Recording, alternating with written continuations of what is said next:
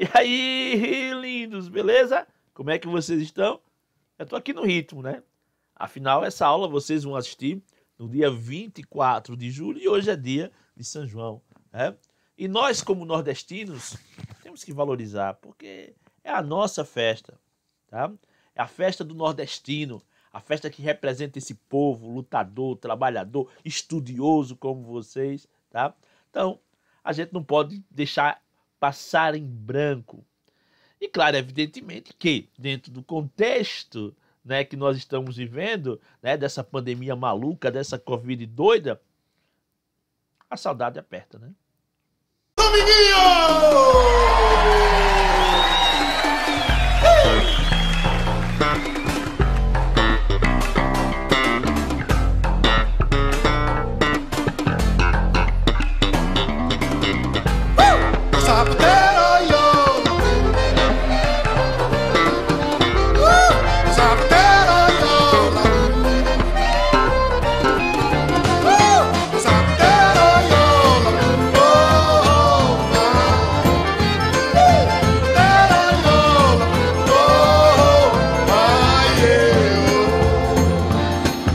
Que falta eu sinto de um bem,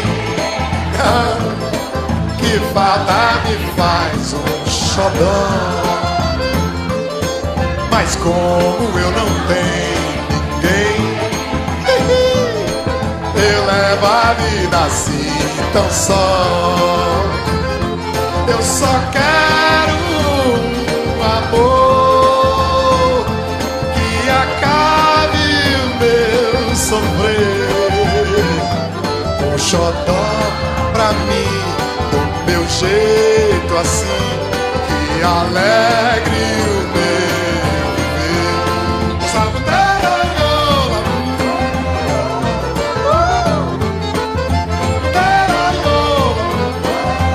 Agora você vai cantar um bocadinho pra nós.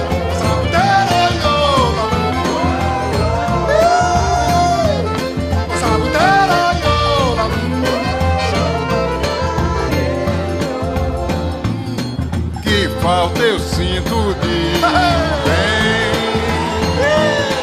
que falta me faz um xodó.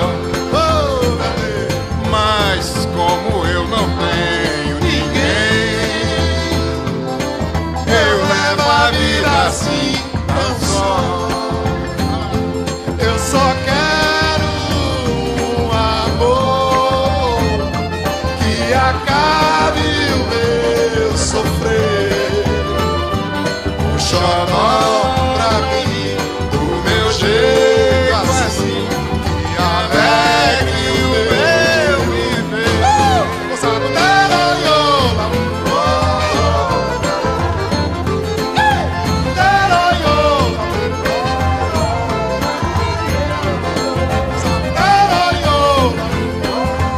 Olha o ralentadozinho no final.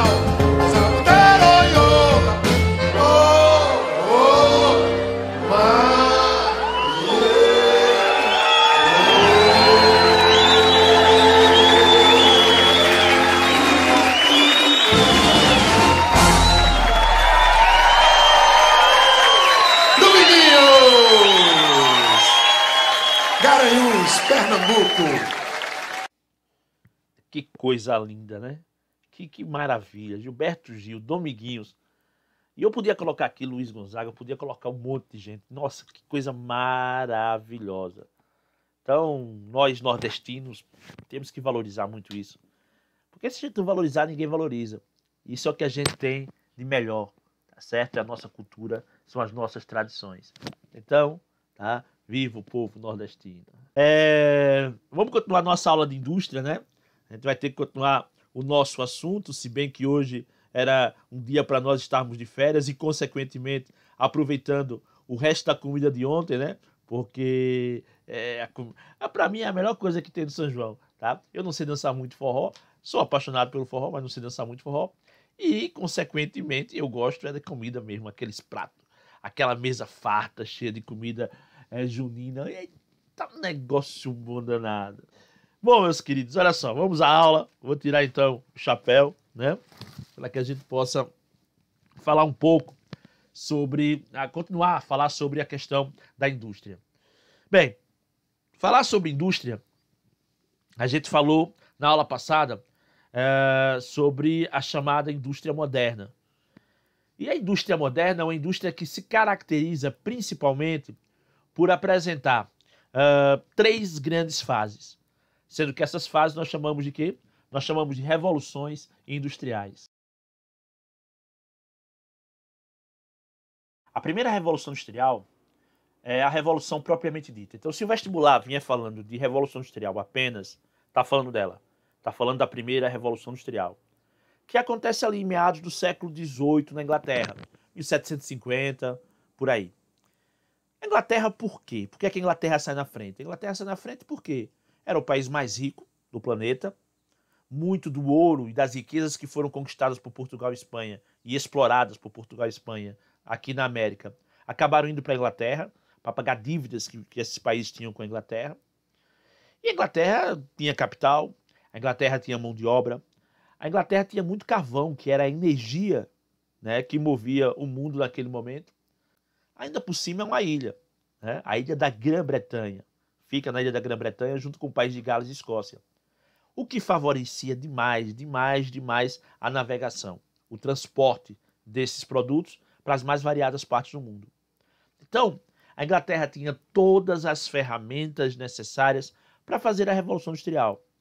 E não se fez jogado, acabou saindo na frente nesse processo que a gente chama de processo de primeira Revolução Industrial. Quem eram as grandes estrelas dessa primeira Revolução Industrial? Palavras-chave, tá? Fundamentais. Primeiro, o carvão mineral. A grande matéria-prima. A grande responsável pela transformação que foi a Revolução. Porque até então, a fonte de energia principal era muscular. E agora passou a ser o quê? O carvão. Então, sem dúvida nenhuma, o carvão se torna a principal fonte de energia do planeta. O ferro, a transformação desse ferro, também foi fundamental para que a gente pudesse ter uma série de outros produtos. E destaque nesse momento para as indústrias têxteis e siderúrgicas. A têxtil, principalmente, porque é o fato de que elas eram movidas a vapor.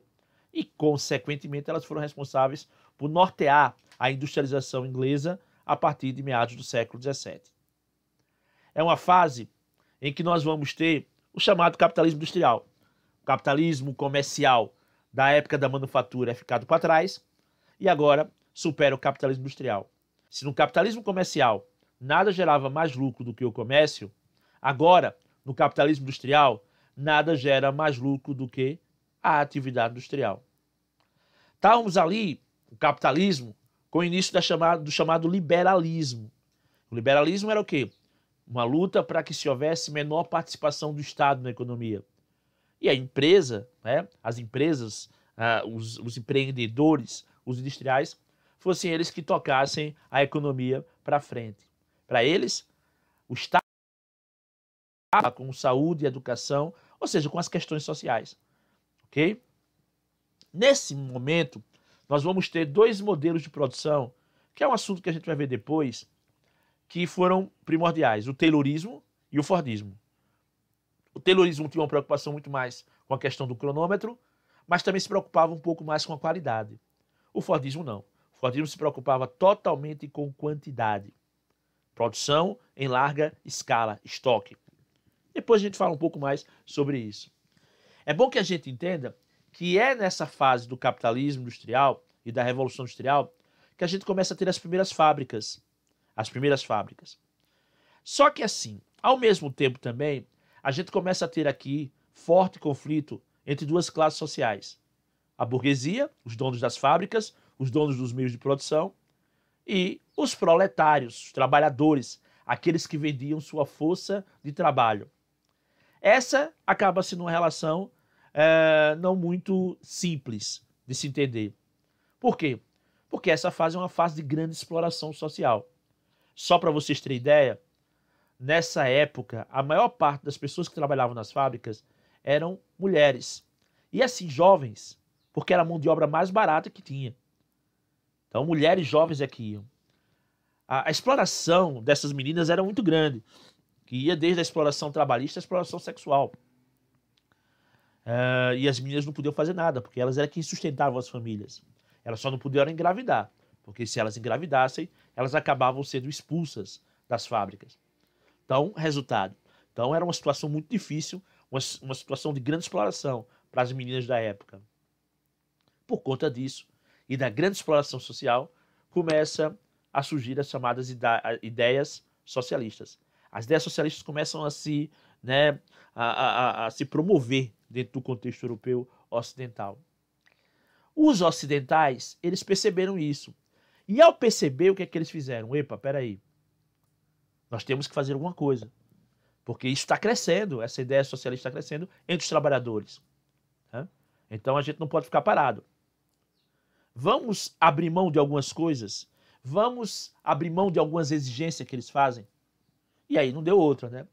Os donos das fábricas, os burgueses, começam a querer escutar os trabalhadores. E para escutar os trabalhadores, eles disseram: escolham pessoas que representem vocês para discutir os interesses de vocês com a gente.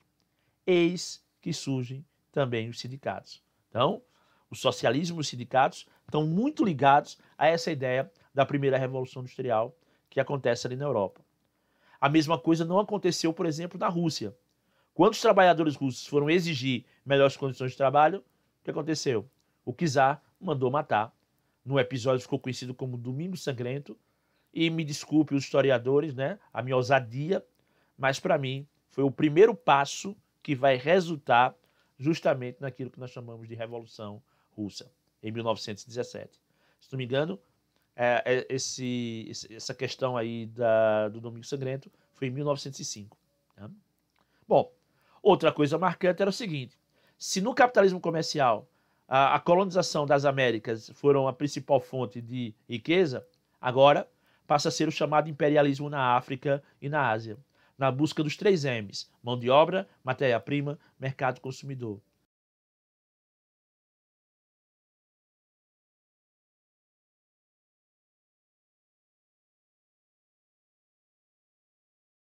A segunda Revolução Industrial é uma revolução que ela vai acontecer principalmente, vou ser capitaneada principalmente pela Alemanha e pelos Estados Unidos da América. Principalmente a Alemanha. Os Estados Unidos também comanda, mas o que mais incomodou no mundo naquele momento foi a Alemanha. Incomodou tanto a Inglaterra e a França, que sempre foram inimigos, mas que naquele momento Inglaterra e França decidiram, diante da ameaça do expansionismo econômico alemão, decidiram fazer um acordo, né, chamado de Entente, olha, Entente, lembra alguma coisa? Entente Cordiale, ou Acordo Cordial, entre França e Inglaterra. Que isso vai acabar colocando Inglaterra e França do mesmo lado, tanto na Primeira quanto na Segunda Guerra Mundial, contrário à Alemanha. Então podemos dizer assim, que essa rixa de Inglaterra e França com a Alemanha começa a partir do momento que, no final do século XIX, a Alemanha começa a superar essas duas potências como a maior potência europeia. Dor de cotovelo. A verdade é essa. Bom, mas a Alemanha e os Estados Unidos da América capitaneiam a segunda Revolução Industrial. Buscar palavras-chave para a segunda Revolução Industrial é a gente buscar palavras no petróleo, eletricidade.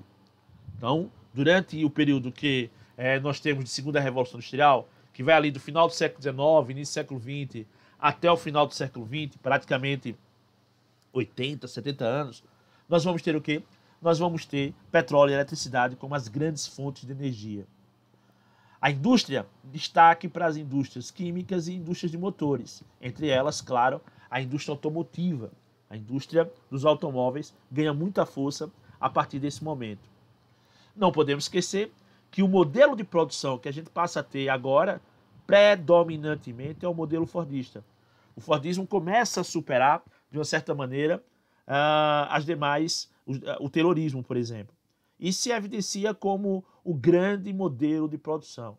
Baseado no quê?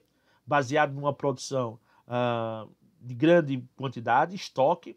Não estava muito preocupado com qualidade, mas porque o sonho de Ford era que todo mundo tivesse um carro. Então, uma quantidade enorme para baratear o preço. Nós vamos ter aí o capitalismo financeiro, agora já não é mais a indústria que vai gerar mais lucro, agora o que vai gerar mais lucro são as instituições financeiras, bolsas de valores, cartões de crédito, financeiras, né? Então essas empresas começam a ganhar muito, muito dinheiro. Os industriais eles percebem que já não precisavam mais ficar com o dinheiro debaixo do colchão. Eles agora podiam colocar o dinheiro no banco porque ia render. Tá? Ficar com dinheiro debaixo do colchão era perda de valor. Então eles jogam dinheiro dentro dos bancos. E os bancos vão multiplicar esse dinheiro, como fazem até hoje. Então, a partir daí, as instituições financeiras elas começam a ganhar força. Porém, o liberalismo ele leva, digamos assim, um baque. Esse baque é a crise de 29, a crise da superprodução. E aí acontece o quê? Acontece que com a superprodução, com a grande quantidade de produção, sem ter para quem vender, porque de repente os europeus, que era quem mais comprava os produtos norte-americanos, disseram I can't buy more your products, ou seja, não posso mais comprar os seus produtos. Isso acabou fazendo com que? Isso acabou fazendo com que os americanos quebrassem. 1929, quebra da Bolsa de Valores Nova York, crash. E a partir do crash nós vamos ter o quê? Nós vamos ter, para salvar a economia, ei Estado, venha cá, venha nos salvar, keynesianismo. O keynesianismo é isso, pedir para que o Estado volte, para que o Estado participe na recuperação econômica. E todas as crises que nós tivemos do capitalismo no século XX, 29, depois nós tivemos 73, a crise mundial do petróleo, depois no século XXI, mais recentemente, 2010, a crise imobiliária, agora a crise do Covid, todas as vezes que o capitalismo tem crise, o que é que ele faz? Ei, Estado, ei, vem aqui me salvar, vá. E aí o Estado vai lá salvar as empresas, né? Então essa é uma das grandes características dessa segunda revolução industrial, o keynesianismo. Bom, não podemos esquecer também a chamada descolonização da África e da Ásia, ali em meados do século XX, marcado principalmente pela Segunda Guerra Mundial, em que grande parte das metrópoles tiveram que voltar para os seus territórios para a guerra ou para se recuperar dela após a guerra. Então, essas seriam as características da Segunda Revolução Industrial.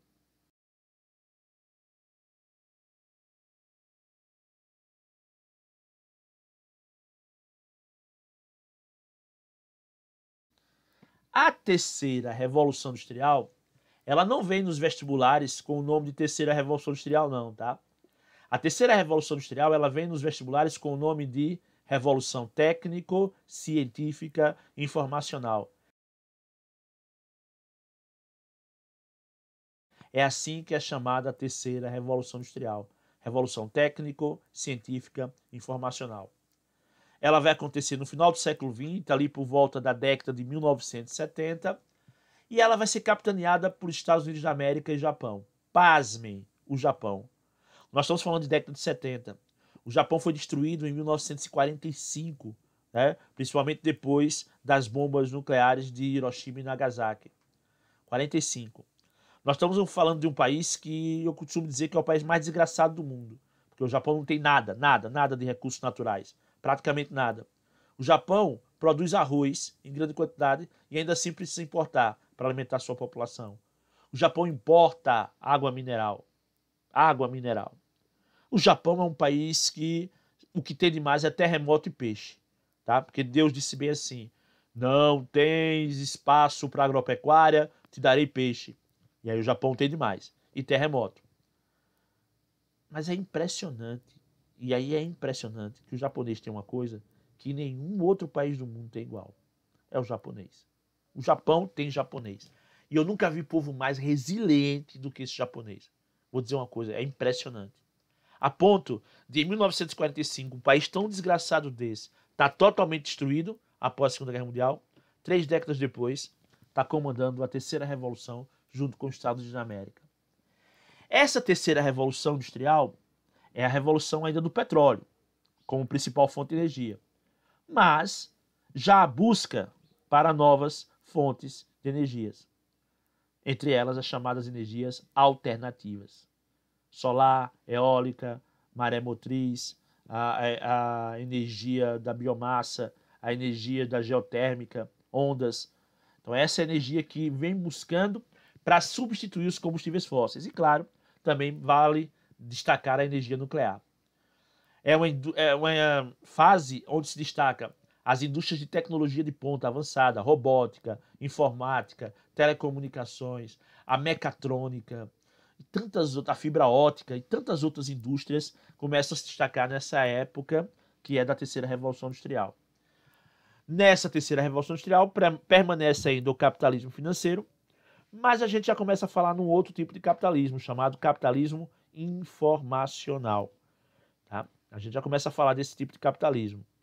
Destaque para o neoliberalismo. Mais uma vez o quê? Uma nova vertente do liberalismo. Menor participação do Estado na economia. Destaco nessa terceira revolução industrial principalmente o toyotismo, o modelo toyotista. Como eu disse a vocês, depois a gente fala mais um pouco sobre os modelos de produção. Mas o modelo toyotista ganha muito destaque nessa fase. E claro, tá? A gente não pode esquecer que uma outra característica muito forte dessa fase seria a globalização da economia. Todo mundo se relacionando economicamente com todo mundo. Os muros que separavam o Ocidente do Oriente foram derrubados e a partir daí o capitalismo ganha forma em todo o planeta. Hoje o planeta é capitalista. Hoje o planeta é capitalista. Beleza? Então, a gente chama essa fase do capitalismo mundial, de globalização da economia.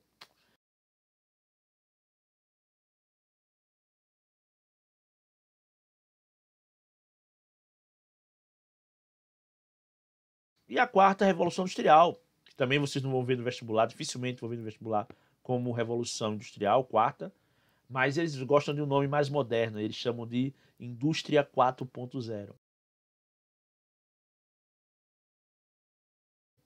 Essa indústria 4.0 é uma indústria que tem início lá também nos Estados Unidos da América e no Japão, agora no século XXI. As energias alternativas cada vez mais uma realidade, tá? Porém, a grande característica e o que faz com que você marque no vestibular na questão a resposta mais que correta, inteligência artificial. Essa é a sacada da indústria 4.0, inteligência artificial. Então, falar de indústria 4.0 é a gente falar do capitalismo informacional, é a gente falar do neoliberalismo, tá? E a gente falar do volvismo, juntamente ali, mais forte agora até do que o toyotismo, o volvismo, que gera uma grande flexibilização na forma de produção e que causa também grandes transformações na economia e nas formas de trabalho do mundo, que é um assunto que a gente também vai ver depois.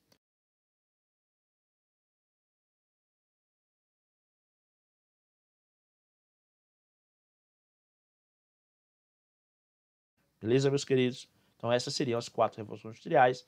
Essa aula agora foi. Daqui a pouco nós temos outra. Beleza?